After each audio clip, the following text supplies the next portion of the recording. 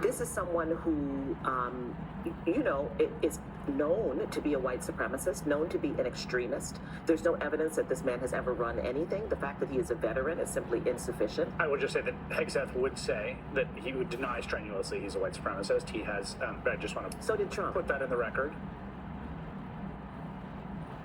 Shameful. More baseless claims from the far left going after our friend Pete Hegseth with everything they've got as President-elect Trump picks him for his incoming defense secretary. But our next guest, who served in the military, argued Pete has the experience that matters, and he's exactly what the Pentagon and America needs for recruitment and to keep us safe. Former Army Intel Captain Jeremy Hunt joins us now, along with former Special Forces Officer Garrett Exner. I'm going to start with you, Jeremy. First of all, welcome to both of you. Jeremy, when you started seeing these attacks of white supremacists, what did you think? Because I sat by this guy for a long time. Not happening. Exactly. I mean, I think what we are witnessing, we're witnessing the dying gasps of the DEI disaster that has affected our military. And we are seeing people who have made millions off of this DEI hoax who are realizing that their grift is up.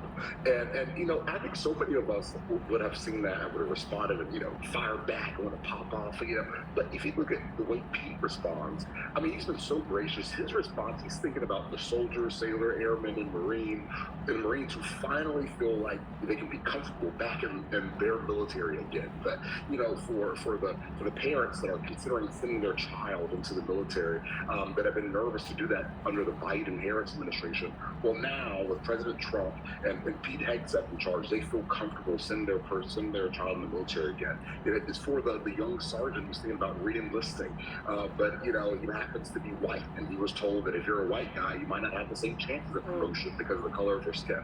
And that person finally feels like, you know what, I have a shot again. This is the military that I know.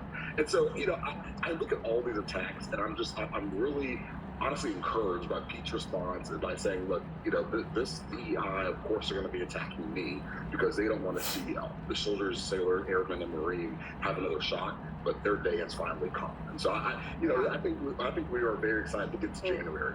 Yeah, there's a Spanish saying, it's from Don Quixote. It basically says when the dogs bark, it means you're galloping.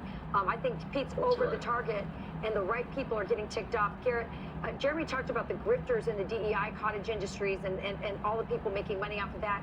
But there's also a lot of defense contractors, and that whole lobbying grifter scene is also upset because he's disrupting the apple cart there. So talk to me about that, because one of the criticisms they had against him is, well, he doesn't know anything because he's not connected to all these defense contractors. And a lot of people are going, well, that's not kind of like what I like about him.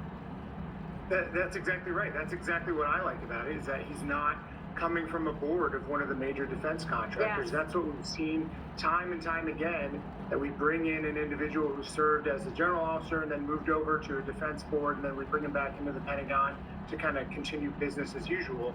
Well, the lower levels of the military and the majority of veterans organizations, grassroots veterans organizations, are saying enough with that. We want somebody who has no connection to the large defense industry and can break this stuff up. There's universal agreement that our acquisitions process is broken. So someone outside of that process needs to come in, take a look at it, and say, we need to redo this thing, and we need to start picking up weapons and equipment that are going to help the service member and not help our bottom line and stock shares. Yeah. Just on a personal note, I have a daughter, we talked about it yesterday, who's been thinking about West Point. And before the election, and I asked Pete, I said, what do you think? Because she's a girl, I'm worried. And I'm worried about this administration. He said, wait and see. Let's see what happens in the election. If Donald Trump wins, that might be a good time for her to think about that. And boy, Donald Trump won big time. And I guess West Point might be in her future. We'll see. But you're right. I love to hear it. Be lazy. Yeah, recruitment, I think is going to improve with the... Way. Yeah. All right, you two. Thanks for joining us.